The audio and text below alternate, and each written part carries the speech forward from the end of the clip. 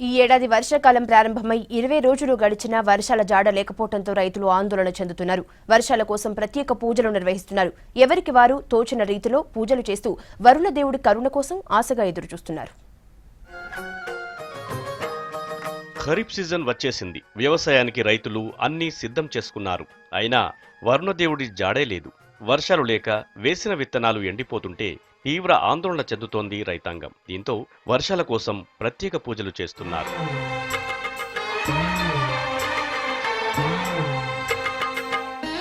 వర్షాకాలంలో వర్షాలు పడటం లేదని, కాలం దాటిపోతుందని ఆవేదనకు గురవుతున్నారు రైతులు. అమ్మ కరుణించమ్మ అంటూ వరంగల్ జిల్లా నెల్లకుదురు మండలం చిన్న నాగారం గ్రామస్తులు గ్రామదేవతకు జలాభిషేకం నిర్వహించారు. చిన్న పెద్ద కలిసి స్థానిక ముత్యాలమ్మ గుడిలో వారం రోజుల నుంచి ప్రత్యేక పూజలు చేస్తున్నారు.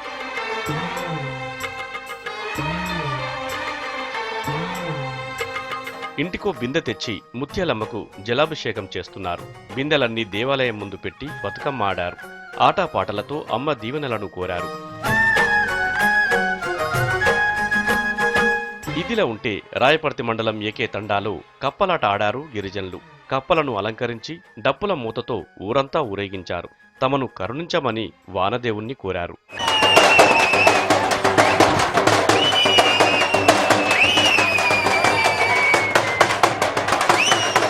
మండుతున్న ఎండలతో రైతన్న మనోవేదనకు గురవుతున్నాడు. తమ పూజలతోనైనా వానదేవుడు కరుణిస్తాడని ఆశాభావం వ్యక్తం చేస్తున్నాడు.